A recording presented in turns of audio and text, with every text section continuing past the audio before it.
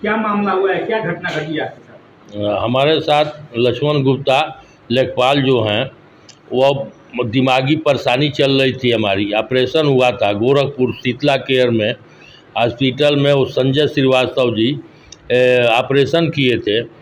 कुछ दिन तक ठीक था, फिर बीच में गड़बड़ हुआ हमारा पोजीशन, तब जो मवाज हो गया था पूरे शरीर में। तो फिर हम यहाँ अश्वनी कुमार मिश्रा के यहाँ सोंडा में जो हॉस्पिटल है गोरखपुर बैठते हैं, उन्हीं के यहाँ ट्रीटमेंट आज भी मेरा दवा चल रहा है। अब हमको यह हमारे ठीक सामने की ज़मीन जो है 7 लाख रुपए इकट्ठे में लिए थे। हमारा उसी के सटे बगल में है, उस ज़मीन को जो है यह 2 लाख रुपए इकट्ठे की लगा करके लागत से जितना पैसा 1,57,लाख रुपया मेरे खाते में दिए, जितना मालियत बन रही है। उसके बावजूद जब पूछने पर कह रहे थे कि यह उसरा वाला फैक्ट्री बिकेगा तो हम दे देंगे। फिर वशिष्ठ तिवारी का रघवापुर जो है प्लाटिंग करके हम बेच रहे हैं, उसमें से हम पैसा पा रहे हैं तो आपको दे। ये कौन थे जो आपसे जमीन? लक्ष्मण गुप्ता। क्या करते हैं?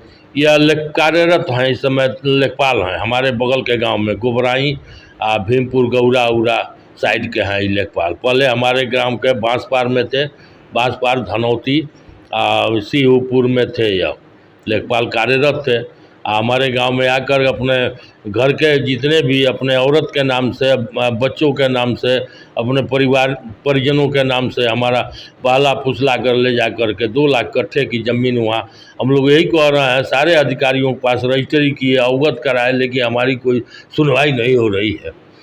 इसको जो है कि मौके पर आकर के देखा जाए कि वह 2 लाख कट्ठे की अगर ज़मीन हो तो हमको 2 ही लाख कट्ठा मिले, लेकिन वही हमारे बगल की ज़मीन 7 लाख रुपए कट्ठे की लिए हैं, जो कि ऑलरेडी इस समय 25 लाख 30 लाख रुपए कट्ठे चल रही है।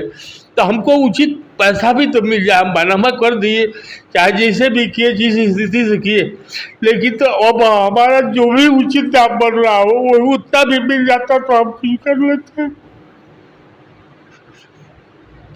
यही स्थिति है। अब हम दवा करावे कि मुकदमा लड़े।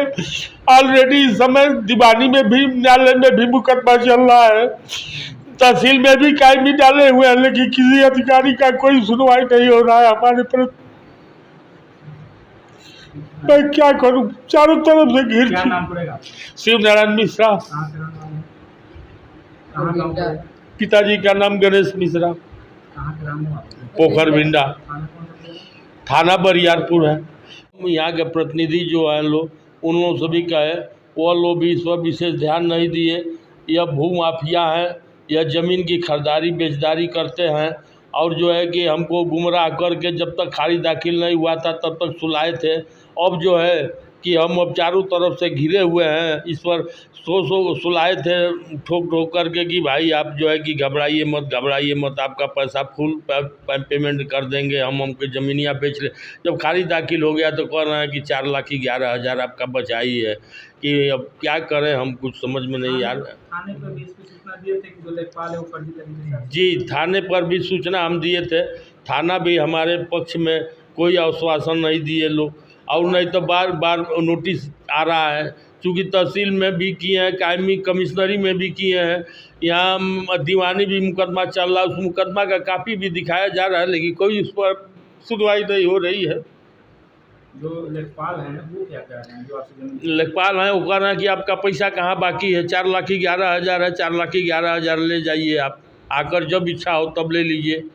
उसके बाद से उसी में 4 कमरे का नींव डाल करके, मकान का कुर्सी बंधवा करके, एक 5 फीट की गैलरी है, 10 फीट का वो सोरा है, 10 बाई 51 का, वो भी जो है कि कह रहे हैं कि नहीं सारा लिख दिया गया है। हमको जब लिखाई के समय न तो स्टाम्प पढ़ाया गया, न कुछ अवगत कराया गया। और उनका यही कारोबार है, ज़मीन खरीदना और बेचना, लोगों को ठग करके ऐसे ही गुमराह करके ले लेना है, और बाद में जो है कि अब आनाकानी करने लगना है जब खारिज दाखिल हो जा रहा है तो।